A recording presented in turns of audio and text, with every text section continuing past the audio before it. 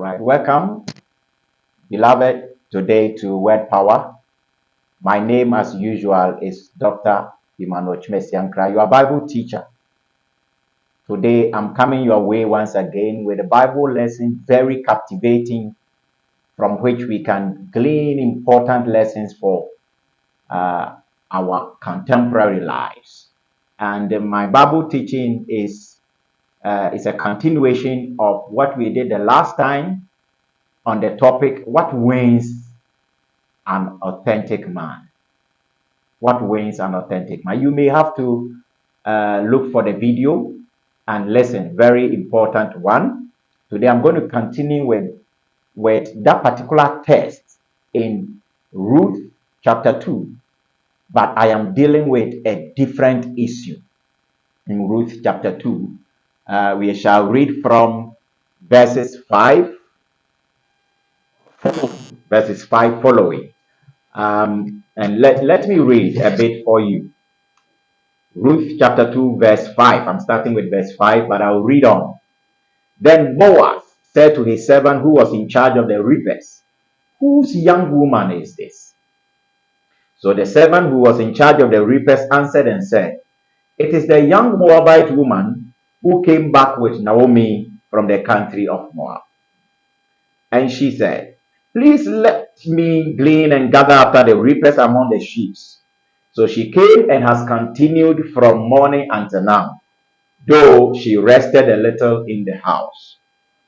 Then Boaz said to Ruth, "Listen, my daughter, do not go to glean in another field, nor go from here, but stay close by my young women. Let your eyes be on the field which they reap, and go after them. Have I not commanded the young men not to touch you? And when you are thirsty, go to the verses and drink from what the young men have drawn." So she fell on her face, bowed down to the ground, and she showed appreciation. Let me move on from there. Now, verse 11 says, "And Boaz answered and said to her, It has been fully reported to me all that you have done for your mother-in-law since the death of your husband." So here, Boaz was referring to the faithfulness and loyalty of Ruth as extended to Naomi. Let me move on. Verse 14. Now Boaz said to her at mealtime, "Come here and eat of the bread, and dip your piece of bread in the vinegar." So she sat beside the reapers, and he passed parched grain to her, and she ate and was satisfied, and kept some back. And when she rose up to glean, Boaz commanded his young men, saying, "Let her glean even among the sheep, and do not reproach her. Also, let her glean from the bundles that fall purposely for her. Leave it, that she may glean, and do not rebuke her." So she gleaned in the field until evening, and beat out what she had gleaned, and it was about an ephah of barley. Then she took it up and went into the city, and her mother-in-law saw what she had gleaned. So she brought out and gave to her what she had kept back after she had been satisfied. And her mother-in-law said to her, "Where have you gleaned today? And where did you work? Blessed be the one who took notice of you." So she told her mother-in-law, who took notice of her, she told her mother-in-law with whom she had worked, and said, "The man's name with whom I have worked is Boaz." This is verse 19. Let me pause and then share the lessons here with you. My topic today is health unharmed. Health unharmed. You see, you would agree with me that on many occasions, people need help. In fact, everybody needs help at one time or the other. But there are some people among us living with us that are called the needy. They are needy because they need something. Some are in need of jobs, so they can be described as needy. Some are in need of shelter, and they can be described as needy. Some are in need of, if you like, just recommendation, so that they could go somewhere, so that they could receive something. They could have some are in need of a favor. People are in need of several things, you know.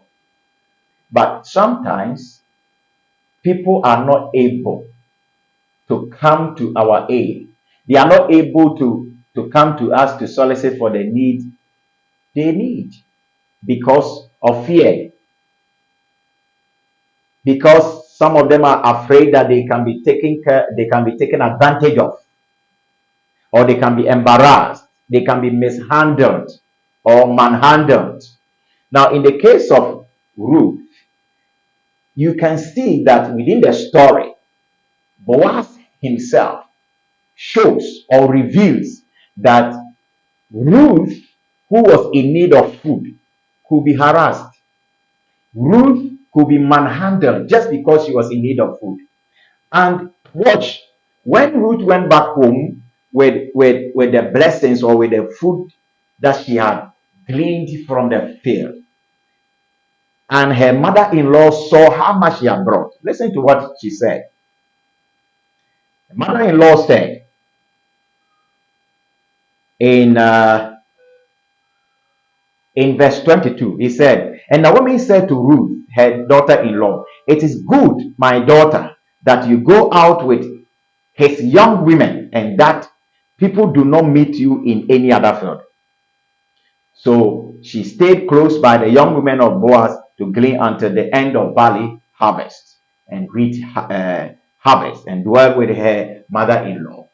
And she said, do not go to any other place, because you can be harmed. That is what Ruth said. Naomi said to Ruth that it was possible that Ruth would be harmed just because she was in need. Beloved, this is very crucial as far as our society and our communities are concerned. That when people are in need, sometimes they can be harmed. They can be harmed because they are in need. Now, Naomi indicates to Ruth that she could be harmed if she went elsewhere, apart from following the young women of Boaz, because Boaz had promised Ruth that nobody should harm her. This is very critical or crucial. That when people are in need, they are not supposed to be harmed, but they are supposed to be helped. That is why my topic is helped unharmed. Helped unharmed. Now, one of the striking lessons that the book or the story of Ruth teaches is that wealthy people, influential people, well-to-do people, people in authority are exhorted to fulfill their obligations towards people who are in need for their help. It's a very important lesson in the story of Ruth. Like Boaz, we are supposed to go all out and offer willingly the help that the people that are in need, they need. Other than that, we will be considered to be insensitive and wicked, like the other kinsman redeemer. If you read from verse 4, chapter 4, you see that Boaz said that I could do this and that and that, even in terms of marriage. I am a relative or a kinsman, but there is another kinsman redeemer who is closer to the relative of Naomi more than me. There's somebody, Boaz was actually trying to say that there's somebody who qualifies them more to marry you than me. And when Boaz sought that person's consent in the presence of the elders of the town, 10 elders, and explained the situation to the man that you are the next in line. You are the one that is supposed to take care of this woman, plus Naomi, the old woman, and everything that dead person or the dead people have left. The man said, I cannot, because I'll be ruining my own estate. If I do that, I'll be ruining my own estate. Meaning that the man became insensitive, even though his relatives were in trouble, were in need. The relatives such as Naomi was in need, and Ruth was in need. But the man was not ready to offer the need, was not ready to offer the help willingly until Boaz came in. And we are supposed to learn that lesson, that we don't become as insensitive and wicked like the other kinsman redeemer, but rather we should put up a behavior like Boaz. Now let's get this. The greatest help that I find that Boaz offered Ruth was not food, but it was protection. Boaz offered protection to Ruth and said to his young men on the field that no one should manhandle this woman. No one should embarrass her. No one should fidget around her. So Boaz offered protection. The second thing is that Boaz offered liberty. Thirdly, Boaz offered dignity for Ruth.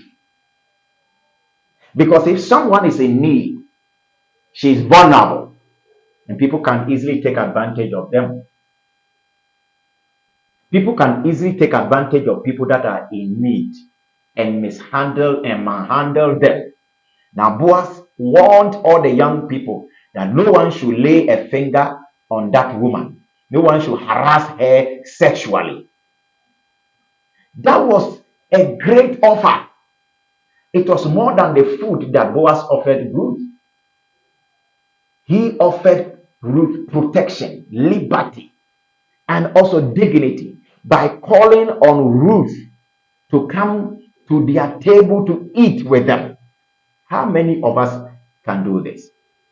When we see people that are in need and we think that we are the people that can offer the need, the help to them in terms of food and shelter. Sometimes even those of us who are able to do, we are not able to go to this extent where Boaz invited Ruth to come to the table and eat with his people.